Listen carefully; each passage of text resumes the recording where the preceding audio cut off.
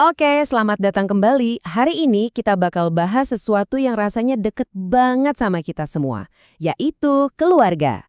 Tapi pertanyaannya, apa sih sebetulnya arti keluarga di abad ke-21 yang serba berubah ini? Yuk kita bedah bareng-bareng.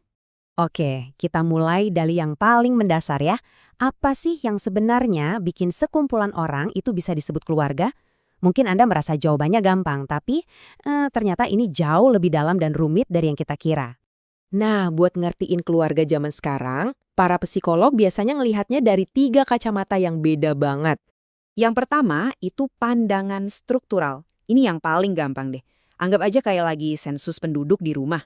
Siapa aja yang tinggal di situ? Ada ayah, ibu, anak, mungkin kakek nenek. Pokoknya soal siapa aja orangnya. Terus yang kedua ada pandangan fungsional. Nah ini udah nggak nanya siapa, tapi lebih ke mereka ngapain. Jadi keluarga itu dilihat dari fungsinya. Apa mereka saling merawat, saling mendukung secara emosional, saling mendidik, intinya soal perannya. Dan yang terakhir, ini yang paling dalam nih, pandangan transaksional. Ini udah bukan soal struktur atau fungsi, tapi soal rasa. Soal ikatan batin, soal identitas bersama, dan perasaan kuat bahwa kita ini satu tim. Ini tentang rasa memiliki dan dimiliki. Nah, ngomong-ngomong soal rasa dan bentuk, keluarga itu ternyata nggak statis loh. Institusi ini terus-menerus berevolusi, beradaptasi dengan zaman. Coba deh kita lihat perjalanannya. Dulu banget, di era berburu, keluarga itu ya satu klan, satu suku. Terus kita masuk era pertanian, keluarganya jadi keluarga besar. Semua kerja bareng di ladang sebagai satu unit ekonomi. Lalu, boom, revolusi industri datang dan menciptakan keluarga inti. Ayah, ibu, anak yang lebih kecil, lebih fleksibel. Dan sekarang, di era informasi ini, konsep keluarga itu sendiri dipertanyakan, dinegosiasikan ulang setiap saat. Evolusi inilah yang membawa kita ke hari ini, di mana ada dua kekuatan raksasa yang lagi membentuk ulang wajah keluarga secara fundamental. Pergeseran antar generasi dan tentu saja disrupsi digital. Oke, gambar ini kelihatannya emang rame banget ya, tapi intinya simpel kok.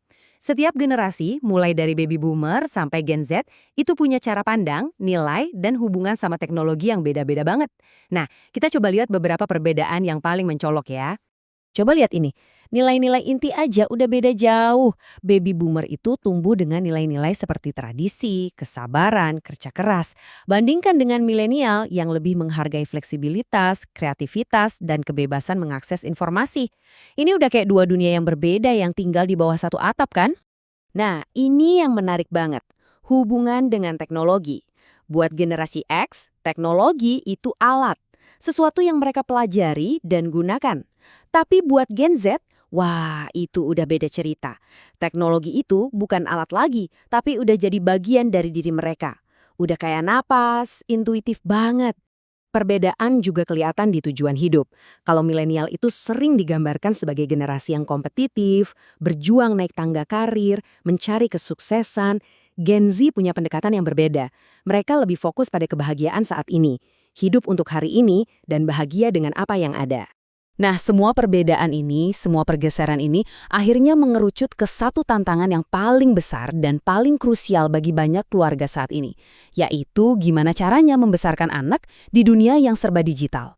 Dan ini dia nih, pertanyaan yang mungkin ada di kepala setiap orang tua modern hampir setiap hari. Semua waktu yang dihabiskan anak-anak kita di depan layar, apa sih dampaknya buat mereka? Sayangnya, data-data penelitian menunjukkan gambaran yang cukup serius. Penggunaan gawai yang berlebihan itu punya banyak resiko, mulai dari masalah penglihatan, gangguan tidur, sampai yang lebih fundamental seperti perkembangan fisik dan keterlambatan bicara, terutama pada anak balita. Dan masalahnya nggak cuma fisik loh, ada juga bahaya psikologis yang mengintai. Internet dengan alirannya yang super cepat bisa bikin kita jadi nggak sabaran, susah fokus, dan bahkan bisa mengikis kemampuan kita untuk membaca secara mendalam. Belum lagi risiko stres dan perasaan terisolasi. Dan temuan ini menyoroti sebuah ironi yang ya cukup tragis. Alat yang dirancang untuk menghubungkan kita semua, untuk membuat dunia terasa lebih kecil, dalam jangka panjang justru bisa membuat individu-individu yang paling rapuh merasa lebih kesepian dari sebelumnya. Oke, jadi setelah melihat semua perubahan, pergeseran generasi, dan tantangan digital ini, pertanyaannya sekarang adalah, gimana nasib keluarga ke depannya? Pada akhirnya, kuncinya mungkin ada di sini. Esensi atau tujuan sebuah keluarga, yaitu sebagai sumber cinta, dukungan, dan rasa aman, itu nggak akan lekang oleh waktu. Itu akan selalu kita butuhkan.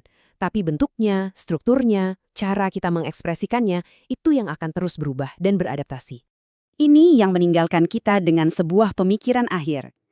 Seiring teknologi dan dunia terus berkembang, pertanyaannya bukan lagi akan jadi seperti apa keluarga di masa depan, tapi lebih ke keluarga seperti apa yang ingin kita bangun bersama.